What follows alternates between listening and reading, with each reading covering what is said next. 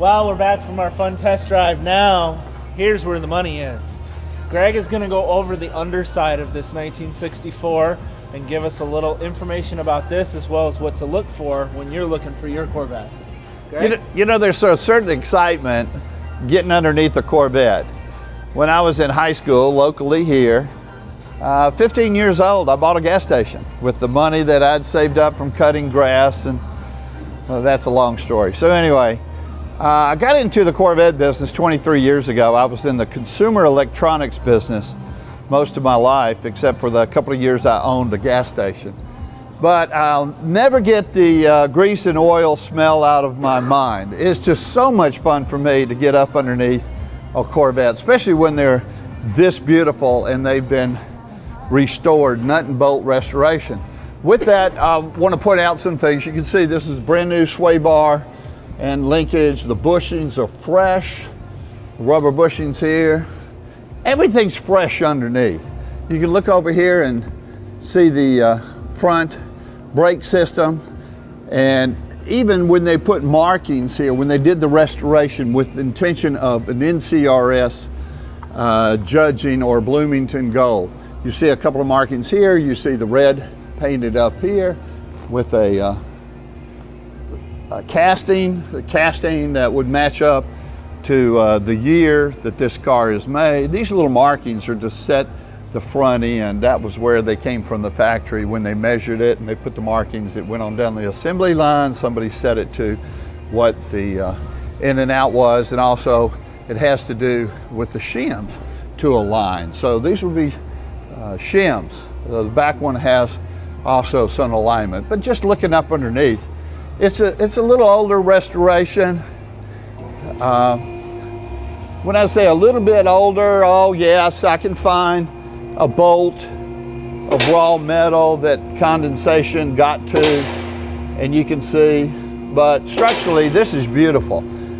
If you'll follow me around, I hate to jump back and forth with the camera. You can see the drive shaft, even there's paint marks on the drive shaft. You can see that it's free of leaks.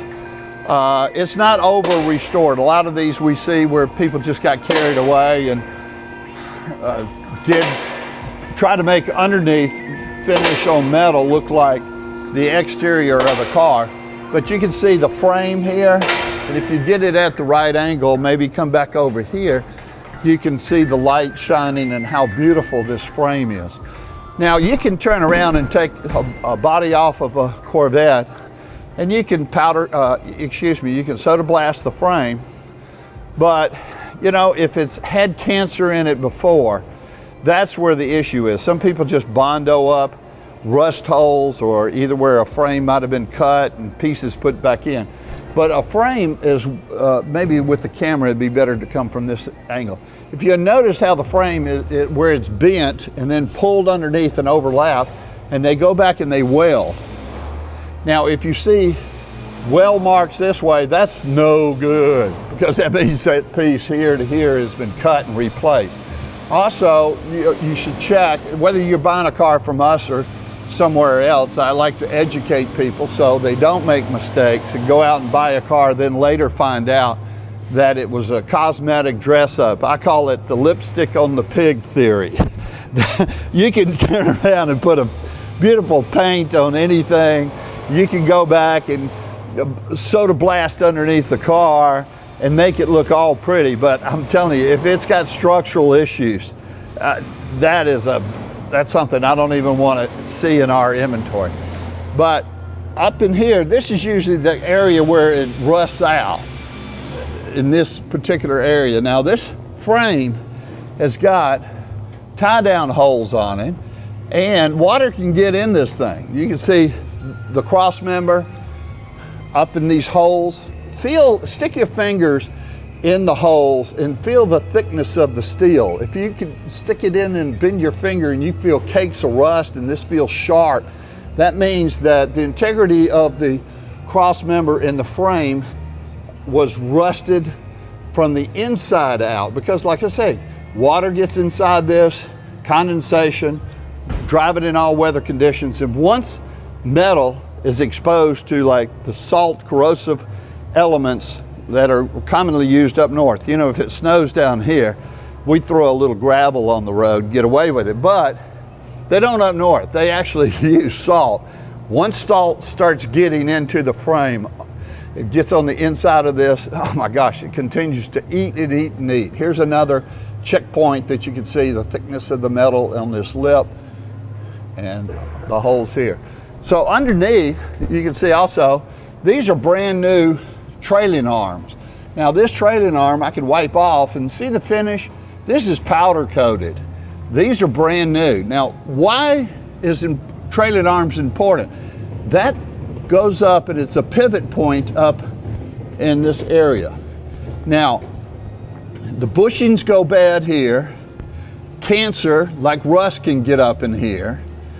And what happens is, if the trailing arms aren't right, if you give the car gas, it'll shift. It wants to go to the right. You let off and it goes back to the left. That's because the play in the trailing arms bushings, and that's not good. So this has got brand new. Somebody just turned around and bought the common rebuilt trailing arms, which are loaded with the bushings that have to be pressed in. Okay, this one, we do not have the spare tub and we do not have the spare tire. I just recommend getting a can of Fix-A-Flats, or if you want it back with the tub holder and a spare tire, call us up and we'll get you a price. One from the back end forward, you can see there's no oil leaks or anything else on this car. So it's a beautiful condition, new tongue bushings, everything ready to go. If you want us to add front disc brakes, we can give you a price quote on that. Thank you. John? Greg, I got a couple quick questions Sure. for you. If you'll follow me around here. On the side of our frame, I noticed that we still have the marking. Is that from when the body came off the car? That's correct, and that's where somebody went back. Probably they wanted, well, absolutely, they wanted it to look like it came from the factory that has the original chalk paint lines on this car, indicating like a couple of shims that are needed here or whatever. It's just cosmetic that somebody went through that extra touch. I noticed that there's a couple straps here I don't see on all of our mid-years. That's correct. Those are grounding straps that are actually braided copper. You know, somebody replaced an exhaust, they don't know why you want to put those back. This also has to do with keeping static out of a radio and keeping any type of static electricity. Be honest with you, I'm not an expert of exactly why they put these on at the factory, but during the restoration, I'll have to look that up. They went through the trouble of putting those back. That's correct. Great. And I noticed on some of them we do see that the fiberglass where our seating and stuff, this all looks almost original. Is that correct? Correct, correct. A lot of times somebody ran over something like a piece of tire that came off of a tractor trailer. It knocks holes in the bottom of this and they patch it. This is free of any patching on the fiberglass. This is the original canister. You can take this off and use the screw on, but they even use the original canister that you drop. You put the filter inside and put it up. Any other questions? This is, you can see the power steering here. There's no leaks in the power steering. What other questions you might have, John? Folks, as we say here at BuyAVette, come see us. Come see us. Come drive it. Let's have some fun. Videos are fun, but come see us. 770-605-2056 or John at BuyAVette. And if you have any questions for John, please give him a call on any Corvettes that we have. And yes, we love to let you drive our Corvettes. Come see us. Thank you.